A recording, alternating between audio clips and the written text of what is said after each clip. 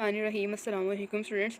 आज से हम बायोलॉजी क्लास 9 के बारे में जो है वो पढ़ना स्टार्ट करेंगे और इंशाल्लाह आपको कम्प्रीहेंसिव अप्रोच दी जाएगी बायोलॉजी के बारे में। आपको काफ़ी सारी चीज़ें बताई जाएंगी जिससे आप जो वो ईज़िली बायोलॉजी जो 9 क्लास की है उसको अंडरस्टैंड भी कर सकेंगे और इसके साथ साथ जब आप इस काबिल हो जाएंगे कि आप बोर्ड में किसी तरह का भी कोई क्वेश्चन आ जाए आप उसको ईज़िली कर सकेंगे और आपको पूरी ये कमांड जो वो दी जाएगी इंशाल्लाह ताला बायोलॉजी के अंदर।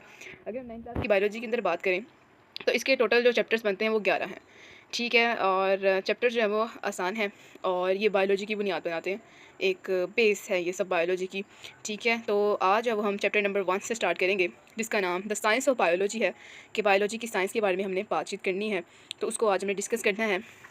पहला चैप्टर है, इसका कंटेंट सब कुछ समझेंगे। सबसे पहले हम इसके टाइटल की अगर हम गौर करें, द साइंस ऑफ बायोलॉजी, तो सबसे पहले जो है वो हमारे माइंड के अंदर ये वर्ड आना चाहिए कि व्हाट इज़ साइंस, कि साइंस आखिर क्या है।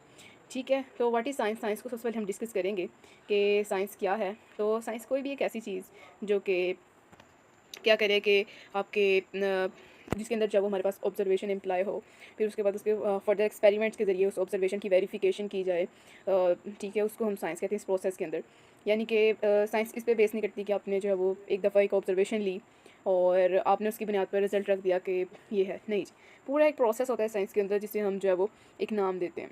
ठीक है, जिसे हम बायोलॉजिकल मेथड भी कहते हैं। इंशाल्लाह ताला आगे जाके डिस्कस भी करेंगे हम इस चीज़ को। लेकिन साइंस के अंदर जब सबसे पहले चीज़ों को ऑब्जर्व किया जाता है, प्रोसेसेस को ऑब्जर्व किया जाता है, रिपीटेड ऑब्जर्वेशन की जाती है, बार बार देखा जाता है। फिर उसके बाद जो है वो इनका एक जो है वो इन्वेस्टिगेशन की जाती है। फिर रिपीटेडली एक्सपेरिमेंट्स के ज़रिए उन जो हम ऑब्जर्वेशंस करते हैं उनको जो है वो वेरीफाई किया जाता है और उसके बाद जो है वो काफ़ी रिपीटेड एक्सपेरिमेंट्स के बाद जो है वो उसकी बुनियाद पर रिजल्ट बना दिया जाता है।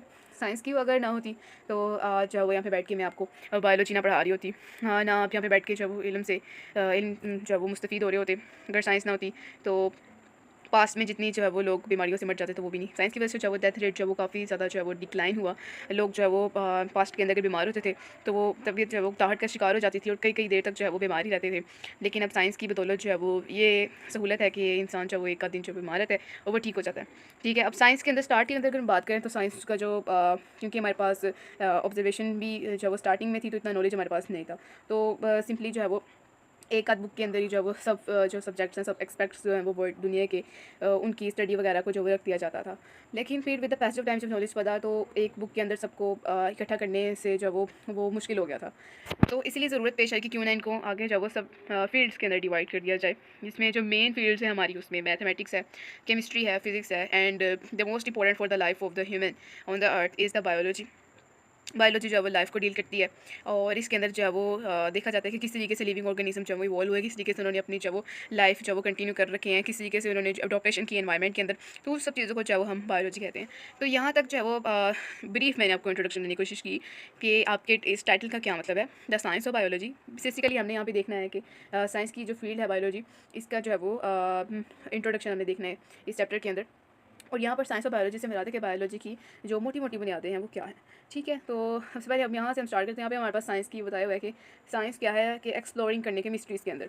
बिल्कुल ठीक उसने यहाँ पे बात की है कि साइंस जो है वो अक्सर चीज़ होती है जिसमें हमें जो ये चीज़ रिक्वायर होती है कि ये फिनोमिना हो रहा है तो इसके पीछे आखिर ऐसी क्या वजह है या ऐसा क्यों है। बहुत एक फेमस अगर हम जो है वो इंसिडेंट से अगर हम इसके एग्जाम्पल को मैं इलुस्ट्रेट करने की कोशिश करूँ तो जैसे जो है वो न्यूटन ने ये देखा था कि एप्पल जो है वो नीचे क्यों गिरता है, तो उसके पीछे जो वो ग्रेविटेशन का कितना बड़ा कॉन्सेप्ट जो वो आया हमारे सामने। तो इसीलिए जो साइंस है वो क्या है कि मिस्ट्रीज़ को एक्सप्लोर करने का ये एक नाम है और ये एक सिस्टमैटिक वे है स्टडिंग के। नेचुरल जो वर्ल्ड है वो किस तरीके से जब ऑब्जर्वेशन और एक्सपेरिमेंट्स के जरिए जब वो उसको स्टडी किया जाता है, यही बात है जिसमें मैंने को पहले बताया कि सबसे पहले ऑब्जर्वेशन देखी जाती है कि डिफरेंट जो है वो चीज़ें जो वो किस तरीके से फिनोमिनाज हो रहे हैं।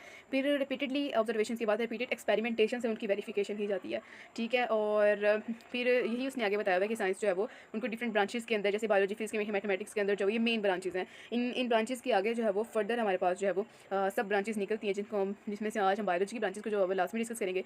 तो फिर उसके बाद जो है वो फिर बनता है। ऐसे यहाँ पे मैं एक और चीज़ यहाँ पे बता दूँ, ऐसे हम आगे जाके पढ़ेंगे कि जब एक एक्सपेरिमेंट एक ऑब्जर्वेशन ली जाती है तो फिर उसके बाद जो है वो रिपीटेड ऑब्जर्वेशन की जाती है। बार बार ऑब्जर्वेशन के बाद एक हाइपोथेसिस दिया जाता है, उसके बाद जो है वो उस हाइपोथेसिस के बाद जो वो एक थ्योरी बना दी जाती है। उसके बाद जब एक्सपेरिमेंटेशन करते हैं थ्योरी एक्सपेरिमेंट्स के बाद जो थ्योरी बना दी जाती है और इस थ्योरी के बाद जो है रिपीटेड एक्सपेरिमेंटेशन के बाद जो है वो लॉ बनाया जाता है। तो ये काफ़ी एक लंबा सिस्टमैटिक प्रोसेस होता है जिसके अंदर हमने जो है वो डिफरेंट जो वो एक्सपेरिमेंट्स की वेरिफिकेशन करनी होती है कि जो बात हम कर रहे हैं वो ठीक है। ये नहीं कि हमने सिर्फ एक आध ऑब्जर्वेशन या एक आध एक्सपेरिमेंट से देख लिया, लेकिन डिफरेंट सिचुएशन, डिफरेंट इन्वायरमेंट्स के साथ, डिफरेंट सर्कमस्टांसिस के साथ जो वो हम चीज़ को वेरीफाई करते हैं क्या ये चीज़ वाकई यूनिवर्सली एक्सेप्टेड और यूनिवर्सली ट्रू है कि नहीं। ठीक हो गया, तो यहाँ तक जो है वो बेसिक बस आपकी नॉलेज के लिए ये सब चीज़ें थी। इनका एज सच अगर आपके एग्जामिनेशन पॉइंट ऑफ व्यू से देखें तो वहाँ पे हमारे पास कोई रोल नहीं, लेकिन यहाँ से जो एक्चुअली यहाँ पे हमारे पास स्टार्ट हो जाता है। टॉपिक ऑफ डिस्कशन है, पहला टॉपिक है बुक का, और को पता होना चाहिए कि बायोलॉजी क्या है और बायोलॉजी का क्या मकसद है, उसकी क्या ब्रांचेज़ हैं, उसकी आगे क्या फील्ड्स हैं, जिसमें जो अगर आपका इंटरेस्ट है बायोलॉजी के अंदर तो आप किन किन में जाकर जो अपनी सर्विसेज दे सकते हैं। तो बायोलॉजी के बारे में एक सिंपल वर्ड कहा जाता है जो कि बुक में भी लिखा गया है, it is a science of life. Science के मैंने आपको बताया कि एक फिनोमिना है या एक स्टडी है जिसके अंदर जो है वो ऑब्जर्वेशंस होती हैं, एक्सपेरिमेंट्स होते हैं, यानी एनालॉजिकल एक स्टडी है और सिस्टमेटिकली इसको देखा जाता है। ये नहीं कि सिर्फ एक दो ऑब्जर्वेशन और रिसर्च की बुनियाद पर, बल्कि पूरा एक एनालाइजिंग सिस्टम बनाया जाता है, ग्रुप्स बनाए जाते हैं, फिर रिजल्ट निकाला जाता है, जनरलाइज़ किया जाता है, चीज़ों को स्टडी की जाती है डिटेल के अंदर जाके, और वेरिफिकेशन जो है वो अप टू द मार्क की जाती है।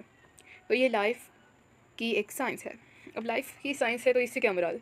लाइफ से तो हमें समझ आ जाती है ना कि ये मतलब कि ज़िंदगी के बारे में है। अब इसका मतलब ये है कि हम ये देखेंगे कि इस दुनिया के अंदर जो लाइफ है वो किस तरीके से जो है वो जी रही है, किस तरीके से लाइफ स्पेंड कर रही है, किस तरीके से जो है वो इवॉल्व हुई, उन्होंने जो है वो इन्वायरमेंट के साथ किस तरीके से मॉडिफिकेशन की, किस तरीके से जो है वो इन्वायरमेंट के साथ रिस्पॉन्ड करती हैं डिफरेंट कंडीशंस के अंदर, वो किस तरीके से सर्वाइव कर रही हैं।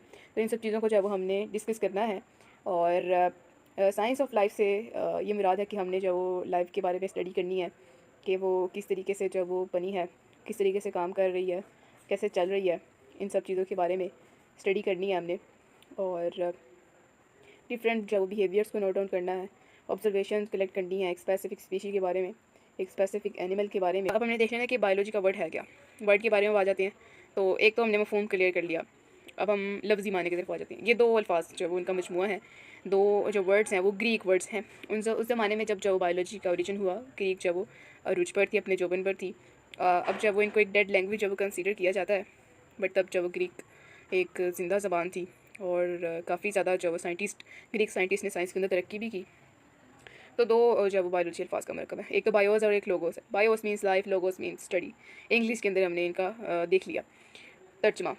अब लोगोस का मतलब है कि स्टडी। अब स्टडी में फिर वही चीज़ें जो मैंने आपको अभी बताई कि प्रॉपर्ली हम स्टडी करेंगे, चीज़ों को ऑब्जर्व करेंगे, मिस्ट्रीज़ को सॉल्व करेंगे, चीज़ों को देख किस तरीके से चल रही हैं। अब आगे जब इसका थोड़ा सा उन्होंने इल्यूसिडेट किया इस चीज़ को, यानी वजाहत की है कि ये एक्सप्लोर करती है द स्ट्रक्चर्स। एक्सप्लोर करना होता है कि किसी चीज़ को जो है ना उसको लाइक कहते हैं ना कि चीज़ें जो है वो आपने उनको देखना है, या घूमो फिरो और चीज़ों को जो है वो उनमें देखो कि एक्सप्लोर करो, मीन्स के उसके अंदर देखो कि वो चीज़ें किस तरीके से चल रही, मतलब एक तजर्बा करो, ठीक है।